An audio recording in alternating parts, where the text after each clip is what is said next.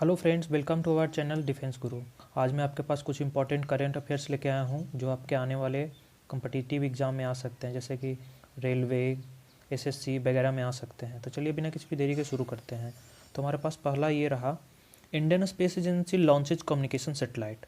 तो जैसा कि पता है कि इंडियन स्पेस एजेंसी इसरो ने एक नया कम्युनिकेशन सेटेलाइट लॉन्च किया है। कब लॉन्च किया था? 17 दिसंबर को लॉन्च किया है। और उस कम्युनिकेशन सेटेलाइट का नाम क्या है? CMS-01। और कौन से रॉकेट से लॉन्च किया गया था? PSLV-C50। तो आपके लिए यही इंपॉर्टेंट है कि वो कब लॉन्च किया गया था, कम्युनिकेशन सेटेलाइट का नाम क्या है और किस रॉकेट से लॉन्च किया गया था, क्योंकि बहुत सारे एसएससी और रेलवे के एग्जाम में इस तरह के क्वेश्चंस बहुत ही ज़्यादा पूछे जाते हैं, तो आप इसको ध्यान रखिएगा। तो चलिए इसके बारे में और थोड़ा सा बात कर लेते हैं। इस कम्युनिकेशन सेटेलाइट से कहा जा रहा है कि ये बस मेनलैंड इंडिया पे फोकस नहीं करने वाला है। ये भारत के जितने भी टापू हो गए, दूर दराज के जो आइलैंड हैं, जैसे अंडमान निकोबार हो गया, लक्षद्वीप हो गया, इस पे भी फोकस करने में मददगार साबित होगा। तो चलिए हमारे पास अगला अगला ये रहा, Chilahati Haldibari rail link open between India and Bangladesh. जैसा कि आप लोगों को पता है, बांग्लादेश हमारा एक पड़ोसी है। तो बताया जा रहा है कि 17 दिसंबर को प्राइम मिनिस्टर मोदी और बांग्लादेश के प्राइम हसीना शेख जो हैं, उन्होंने दोनों ने वर्चुअल समिट करके ये 55 साल पुराना चिलाहाटी हल्दीबारी लिंक को फिर से ओपन किया है। तो जैसा कि आप लोग को पता है कि ये जो बांग्लादेश है, जो किससे बना था? पाकिस्तान से कट के बना था। तो जब 1965 में इंडिया और पाकिस्तान के बीच में जब जंग हुआ था, यानी वार हुआ था, उस समय जब बांग्लादेश आज़ाद हो रहा था, तब इसको ये रोक दिया गया था। तो ये फिर से 55 साल बाद फिर से चालू कर दिया गया है। तो ये याद रखिएगा, ये कब हुआ था, आपके लिए ये इम्पोर्टेंट है कि ये कब चालू हो गया है, मतलब ये कब से चालू हुआ। 17 दिसंबर को चिलाहाटी हल्दीबारी रेल लिंक फिर से ओपन हुआ। आपके लिए ये इंपॉर्टेंट है, कौन सा? Chilahati Haldibari rail link.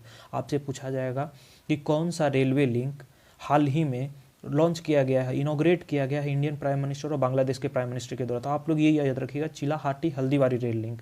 तो चलिए इसके बारे में थोड़ा सा और जान लेते हैं। ये चिलाहाटी हल्दीबारी रेल लिंक जो है, ये किस लिए ओपन हो रहा है? यहाँ पे अब मूवमेंट होगा, किसका? कार्गोज का मूवमेंट होगा। बहुत सारे जो बांग्लादेश के पैसेंजर्स आते हैं, इंडिया में आते हैं घूमने के लिए, जैसे कि मेडिकल ट्रिप भी जहाँ पे आते हैं, तो उसके लिए ये सब बहुत ही मददगार साबित होगा उन लोग के लिए। तो चलिए हमारे पास अगला रहा, PM Modi to attend G7 summit in 2021।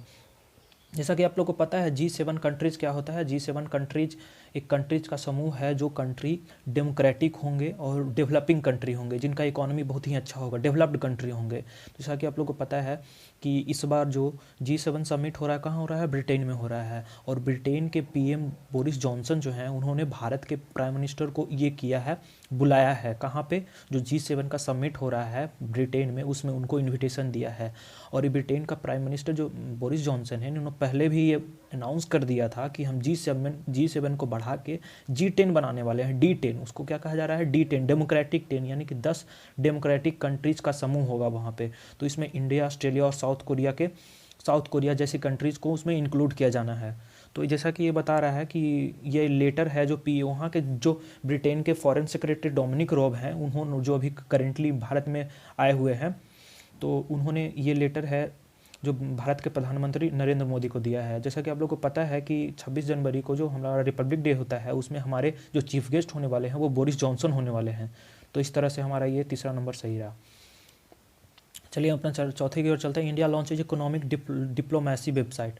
तो जैसा कि आप लोग को पता है कि इस जयशंकर जो हमारे विदेश मंत्री हैं, 16 दिसंबर को एक नया वेबसाइट लॉन्च किया था, जहाँ पे आप लोग इकोनॉमिक स्ट्रेंथ, मतलब वहाँ पे आपको state wise, district wise, village wise, वहाँ पे किस डिस्ट्रिक्ट का कितना इकोनॉमी चल रहा है, इकोनॉमी मतलब इकोनॉमिक ग्रोथ हो रहा है, वहाँ पे स्टैटिक्स आपको दिखाएगा।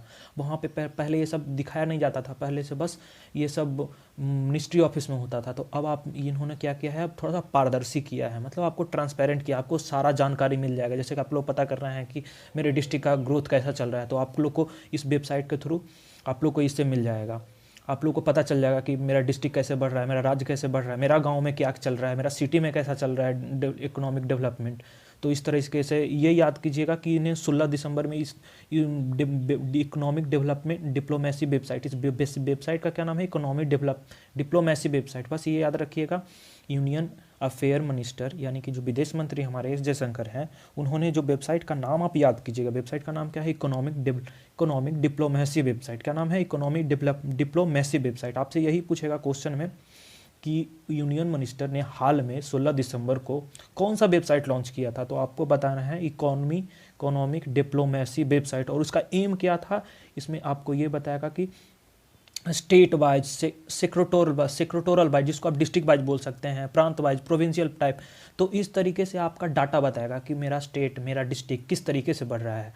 तो चलिए हमारे पास अगला ये रहा, India rank 131 in human development index. जैसे कि आप लोगों को पता है HDI इंडेक्स क्या होता है, ह्यूमन डेवलपमेंट इंडेक्स क्या होता है। तो ह्यूमन डेवलपमेंट इंडेक्स वो होता है जिसमें कंट्रीज के education, health, standard of living पे फोकस किया जाता है। तो जैसा कि आप लोगों को पता है, इंडिया क्या हुआ है, इंडिया पिछले बार का रैंक। और एक बात और बात बता देना चाहता हूँ, जो ह्यूमन डेवलपमेंट इंडेक्स होता है वो एक साल पीछे चलता है, यानी कि जो 2020 में जो आया है ह्यूमन डेवलपमेंट इंडेक्स, वो 2019 के बारे में बता रहा है। अगली बार 2021 में आएगा, वो जो 2020 के बारे में बताएगा। तो इस बार इंडिया का 2 रैंक फिसल गया है। पिछले बार भारत का 129th रैंक था और इस बार 130th रैंक हो गया है। तो चलिए ये रहा हमारा, ये करता है, कौन करता है, यूनाइटेड नेशन डेवलपमेंट प्रोग्राम के थ्रू इसको निकाला जाता है, हर साल इसको निकाला जाता है। और इसके बारे में और थोड़ा सा बता देता हूँ, ये जो HDI का जो इंडेक्स है, भारत के अमर्त्य सेन और पाकिस्तान के एक इकोनॉमिक कोई साइंटिस्ट थे, उनके द्वारा ये बनाया गया था। उसके बाद UN ने 1990s के आसपास इसको एक्सेप्ट किया है। तो चलिए, हमको ये इंपॉर्टेंट है, आपको ये इंपॉर्टेंट रखना होगा। भारत का 2019 में कितना था, तो पिछले साल कितना था रैंक, 129 था। इस साल कितना हो गया, 131 हो गया है।